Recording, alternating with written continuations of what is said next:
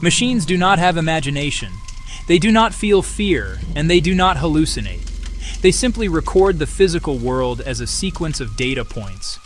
But in the deep wilderness, our most trusted sensors are capturing events that should be mathematically impossible. Heartbeats that stop mid-cycle, lasers that see through solid stone, GPS trails that ignore the laws of friction. This is a technical audit of the bio-digital echo, the moments when technology witnessed the absolute zero of logic. This is the Darkest Files TV. Stay safe. Stay found. The date was April 10th, 1952. The place was Ritter, Oregon. A small boy named Keith Parkins was 2 years old. It was a cold day. Snow covered the ground. Keith was playing on his grandfather's porch. He was there one moment. Then he was gone. His family started looking for him immediately. They called his name. They checked the yard. They checked the road. The sun began to set. The temperature dropped. A 2-year-old child was alone in the Oregon wilderness. The search grew larger as the hours passed. Family joined the effort. Neighbors joined the effort. They moved through the woods and followed the roads. The darkness made the search difficult. The cold made it dangerous. Everyone knew a toddler could not survive long in these conditions. The night was long and filled with worry. Every shadow looked like it could be the boy. Every sound brought hope, but they found nothing. The night passed without any sign of Keith. 19 hours went by, a very long time for a small child in sub-freezing cold. A 2-year-old cannot walk very far. They do not walk very fast. Short legs, imperfect balance, frequent stops and falls.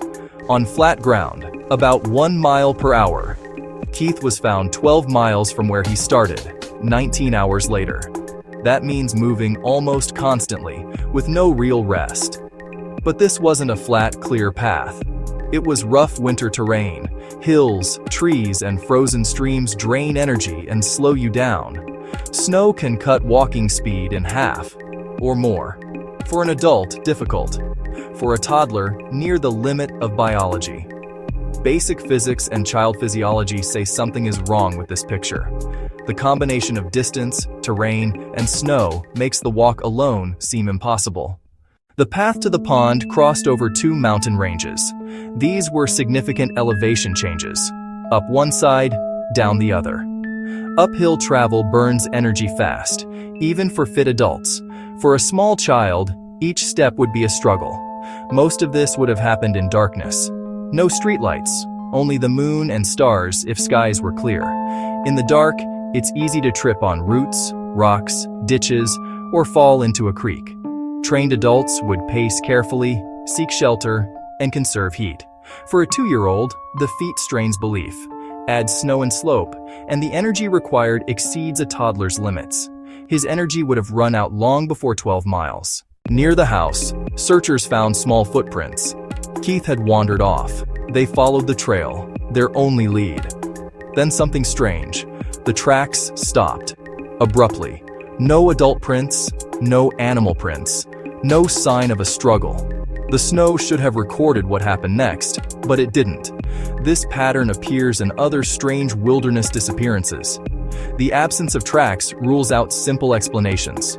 Wind can cover tracks, but notes describe an abrupt end, not a fade. To some, it looked as if the boy had been lifted straight up. The trail went cold, literally. When Keith was finally found, the scene was as strange as his disappearance. He was lying face down on a frozen pond, stiff and cold, but alive. After 19 hours in sub-zero weather, it was a miracle. Reports said his clothes were dry. His jacket was off. A 12-mile trek through snow should leave clothing wet and dirty.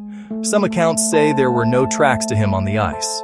Was he carried above the snow? Placed there by someone? Why a frozen, exposed pond? The facts don't fit the limits of a toddler's body or the terrain. How did a 2-year-old survive an impossible journey? In Oregon's snow, the questions remain. Mount Rainier is not just a landmark. It is a statistical predator. Since 1984, the National Park Service has logged over 400 disappearances on this single volcanic peak.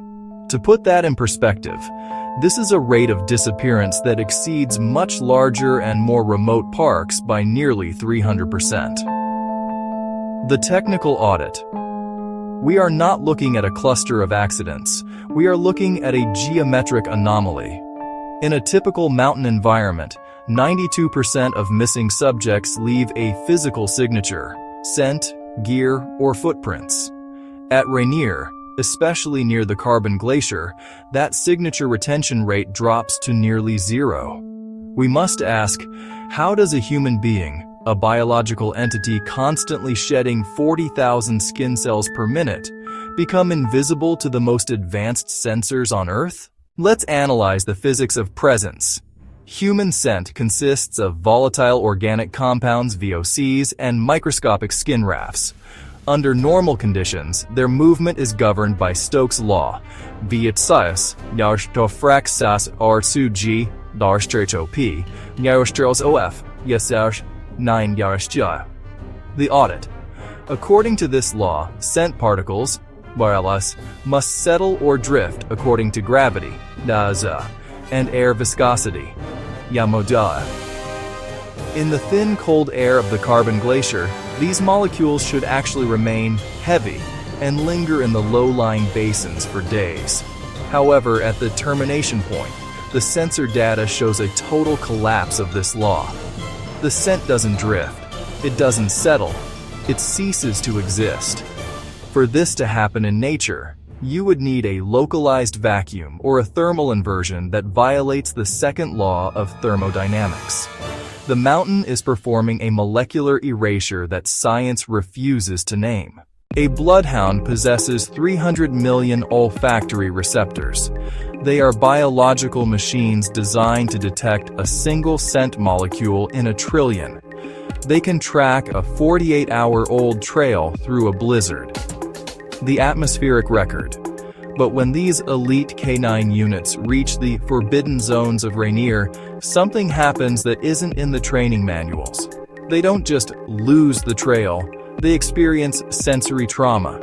Handlers report their dogs suddenly stopping, hair rising on their necks, staring into an empty void where the GPS says there is only clear air. They whine, they tuck their tails, and they refuse to cross an invisible line.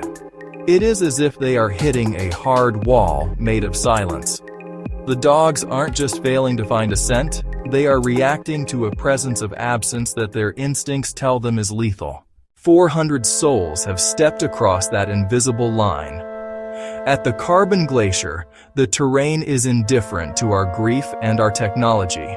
Every time a search is called off, we are forced to accept the absolute zero of logic. The mountain provides the silence. We provide the data. But the gap between the two is where the missing remain, unrecovered, unrecorded, and perpetually lost in the molecular void. This is The Darkest Files TV. Stay safe. Stay found. The camera was found on a pine branch in the Grand Tetons. Its strap was looped neatly over a low limb. The device sat at about chest height, pointing toward an open clearing. There were no signs of a struggle nearby. The pine needles on the forest floor were undisturbed. The branches around the camera were not broken or bent. It was as if someone had carefully placed it there and simply walked away. The camera belonged to Nathan Cross, an experienced photographer known for his patient work in the wilderness. His absence was the first part of the mystery. Nathan was not the kind of person to leave expensive gear unattended. He understood the mountains. He knew their sudden moods and the value of being prepared. In this quiet place, the small black camera waited like a silent witness, holding a story that no one could have predicted. When the park rangers found the camera, they treated it as evidence. Nathan Cross was officially a missing person. Forensic specialists received the memory card. They did not work with the original. That would be like writing on the primary document of a historical event. Instead, they created a perfect bit-for-bit clone. This copy let them analyze without risking the original. They began to review the images in chronological order. The first few hundred frames looked exactly like Nathan Cross's work: majestic mountain peaks, close studies of tree bark, patient captures of distant wildlife. Then they arrived at frame number 417. It was different. Not a landscape or animal portrait. A shape, indistinct at first, like a smudge on the lens. But it wasn't a smudge. On closer inspection, something far stranger appeared. The pixels were not simply blurred, they appeared caught in rapid oscillation.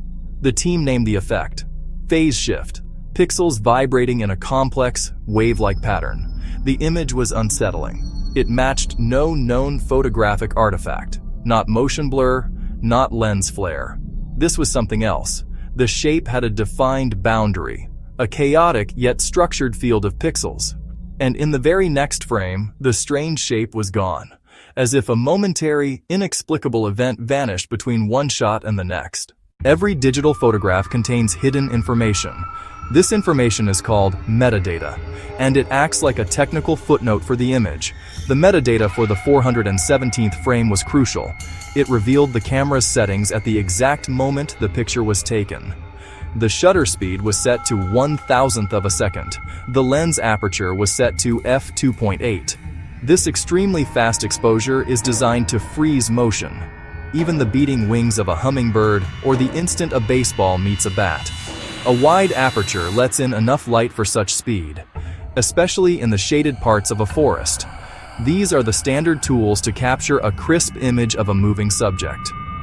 Nathan Cross knew what he was doing. He was prepared to photograph something in motion.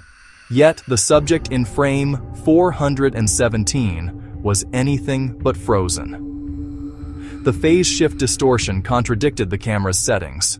At 1,000th of a second, any biological creature should appear sharp, fur defined, feathers visible. Instead, the subject appeared to be vibrating internally, its surface a roiling pattern of light and dark pixels with no clear direction of movement. The camera did not shake. The background was perfectly sharp. The blur was confined entirely to the subject itself. It was not the blur of an object passing through the frame, but a distortion that seemed to emanate from within. A visual hum that defied the known physics of photography. The strangeness of the 417th frame went deeper than its distorted shape. The forensic imaging team decided to analyze the light itself, performing a spectral analysis on the pixels that made up the mysterious object. This process measures the wavelengths of light reflected by a surface. Different materials reflect light in different ways, each with a unique spectral signature, like a fingerprint made of light.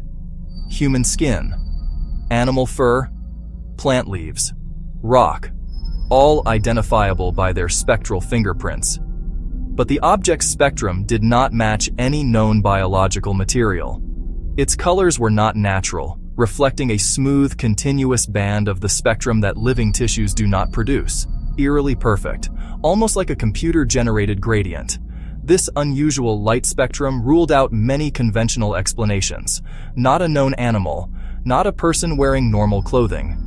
The materials we see in our everyday world, natural and artificial, do not reflect light in this way. The object's surface behaved less like something solid and more like a projection or a unique form of energy. It was not just bright. The quality of its brightness did not belong in a forest in the Grand Tetons.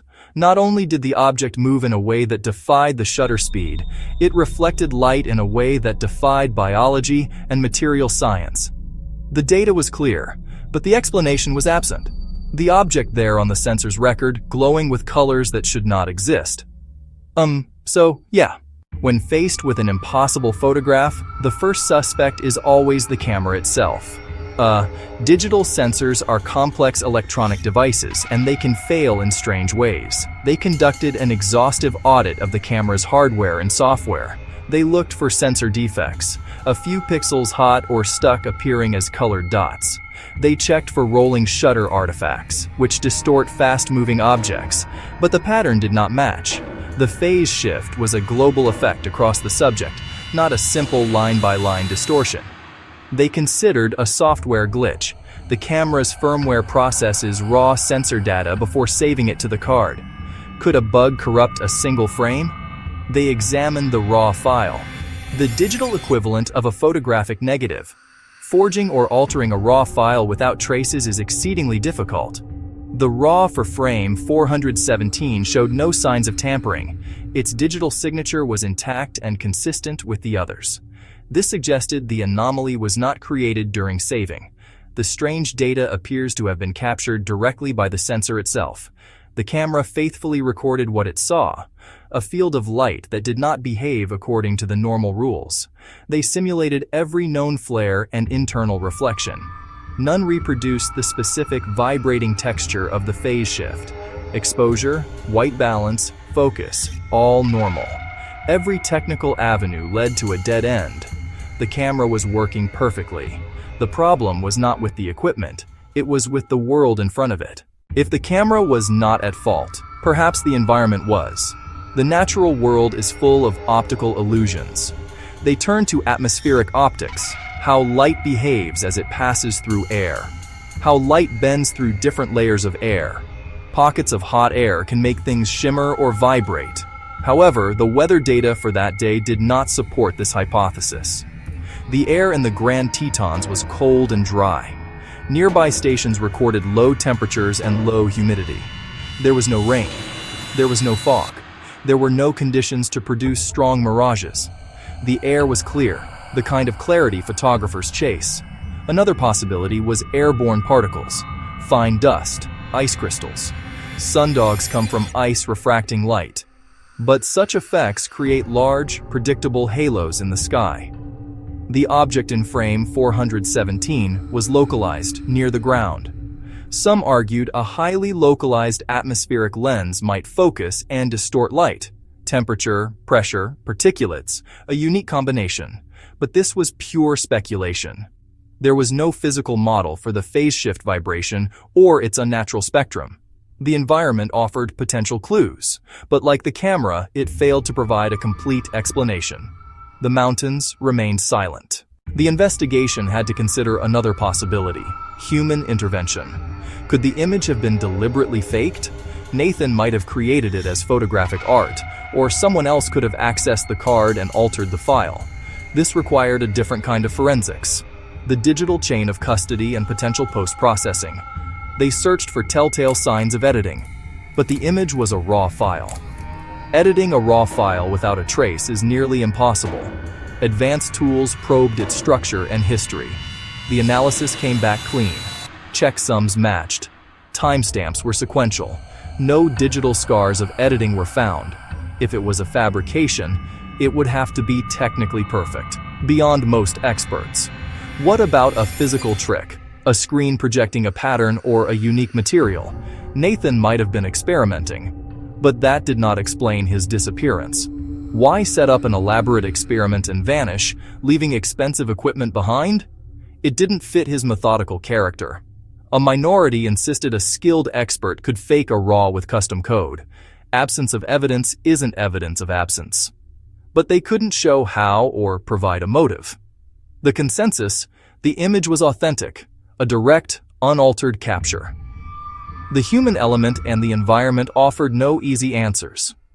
The core of the mystery lies in the conflict between the photograph and the laws of physics as we commonly understand them. Phase shift was a descriptive label, a hint at a deeper problem. The pixels did not just show blur, they showed an interference pattern, waves interacting like ripples on a pond. It looked as if the light waves were interfering so finely the sensor could barely register it. One hypothesis: a high-frequency flicker. If a light source flickers faster than the shutter, it can create aliasing, like filming monitors or LED lights. But what in a natural forest could flicker at thousands or millions of times per second? Sunlight does not flicker. Biology does not emit at such frequencies. Furthermore, 1/1000 imposing its own constraints. To appear as a vibrating field rather than a blur, the motion must be incredibly fast and oscillatory. Imagine a guitar string. With a fast shutter, you can freeze the string at one point, but the object looked like an entire surface of vibrating strings moving at once. No known animal or physical object moves this way. Physicists were consulted. Some proposed exotic ideas, localized quantum effects, atmospheric plasma, highly speculative, bordering on science fiction. Most remained reserved. The data did not fit any established model, combining high-frequency vibration, lack of directional blur, and an anomalous spectrum. A physical paradox captured in a single, silent frame. What about Nathan Cross himself? His actions before he disappeared are as much a part of the puzzle as the photograph. The state of the scene suggests he was not in a panic. He looped the camera strap over the branch with care. He left his backpack open, with his gloves sitting right on top. In the cold mountain air, a person would not forget their gloves if they planned to be gone for long. These details suggest he expected to be back in moments. His footprints moved toward the clearing the camera faced. Then, the trail stopped. No drag marks, no other human or animal prints. The ground was firm with a light layer of pine needles, but his tracks just ended, as if he had walked to that spot and then ceased to be there. This detail has fueled speculation and kept the case from closing. One theory: he saw the subject with his own eyes. Perhaps he set the camera to shoot remotely or on a timer, then walked closer. It explains why he wasn't behind the camera, and the calm placement. He was not fleeing. He was approaching. A photographer's instinct is to get closer to a unique subject. This raises a chilling question. Did he get too close?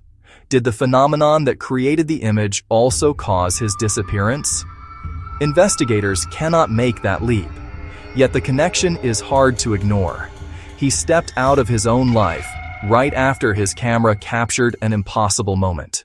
Today, years after it was taken, the 417th frame remains an unresolved enigma. It has been examined by experts in digital imaging, physics, and atmospheric science. No single theory can account for all the facts. A sensor glitch does not explain the unnatural light spectrum. An atmospheric event does not explain why Nathan's footprint stopped. A deliberate hoax does not explain his disappearance, or the pristine state of the raw file. Each explanation solves one part while ignoring the others. The photograph resists a simple answer. The case is officially cold, but the image is very much alive, studied and debated online and in forensic labs. It reminds us the world may still hold phenomena outside our current understanding. The photograph is not proof of anything supernatural. It is simply a piece of data that does not fit, an outlier, a question mark rendered in pixels and light. It demands we remain curious but rigorous. What happened in that clearing? Did Nathan witness a rare, undiscovered phenomenon? Or has a simpler answer been overlooked? The data alone cannot tell us his story. It can only show the last thing his camera saw, a single frame, a moment of profound strangeness in an otherwise ordinary world.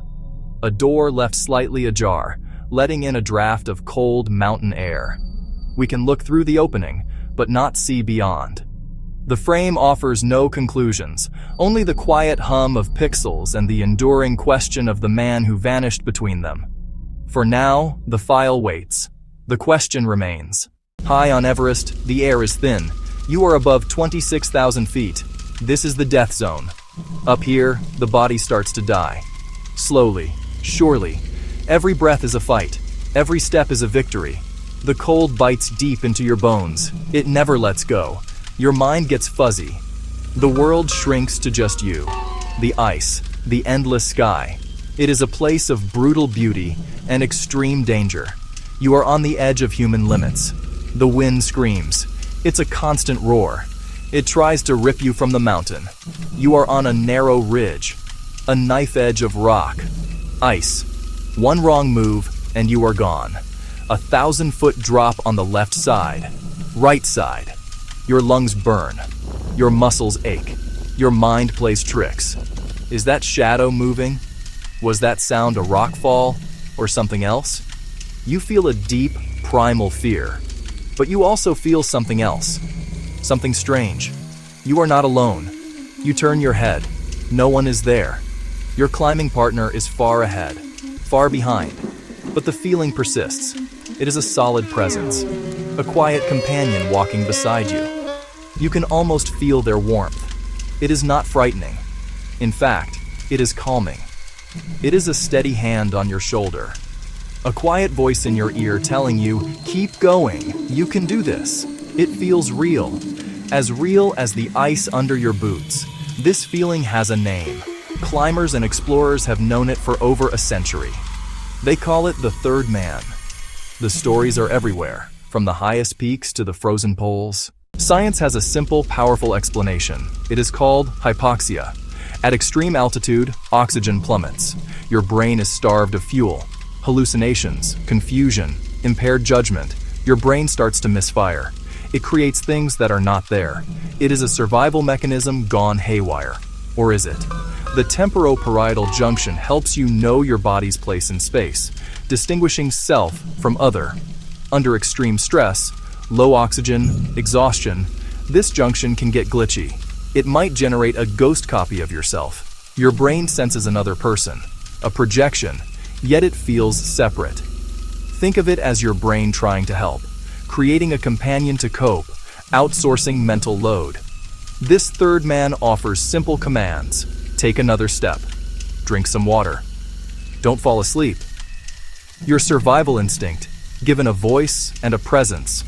A powerful coping mechanism. A way for the mind to protect the failing body. It fits the conditions: extreme altitude, exhaustion, lack of oxygen, intense stress. For decades accepted wisdom, the third man as a neurological ghost born from desperation. But what if there is more? What if the mountain itself has a voice? There is another piece to this puzzle. It is not about the brain. It is about the air. It is about sound. Specifically, a sound you cannot hear, called infrasound. These waves sit below 20 hertz, beneath human hearing. High winds on Everest can forge powerful infrasound. It travels through air, through ice, through your body. One frequency is key, 19 hertz, the resonant frequency of the human eyeball. At the right intensity, your eye vibrates. The retina is tricked. You can see things that aren't there. Ghostly gray shapes, flickers at the periphery, a form just out of sight. Infrasound also breeds unease, anxiety, dread. In tests, people felt watched. Vic Tandy traced a haunted lab to a fan emitting 19 hertz. Power it off. The ghost vanished. Now imagine Everest, hypoxic, exhausted, wind howling a 19 hertz hum, eyes vibrating, a presence nearby, mind playing tricks, or the mountain tricking your senses. For years, two ideas: hypoxia, infrasound, the brain, the mountain. Then, in 2025, something new. An expedition found a small, rugged audio recorder, anchored high on the mountain. Its batteries were dead, but the data survived. They cleaned the audio. What they found sent a shiver down their spines. Two signals. First, a steady, low-frequency hum, right around 19 hertz. A stunning confirmation. The mountain was singing at the ghost frequency. But the second signal was shocking. Amidst the wind, a clear, pure tone at exactly 440 hertz. 440, the musical note A, the standard tuning pitch. And it sounded like a voice. Still here. Scientists searched for a human signature. Formants, jitter. They found none. No breathing, no shiver tremor. None of the biological jitter in every living voice. A pure, clean, almost synthetic tone.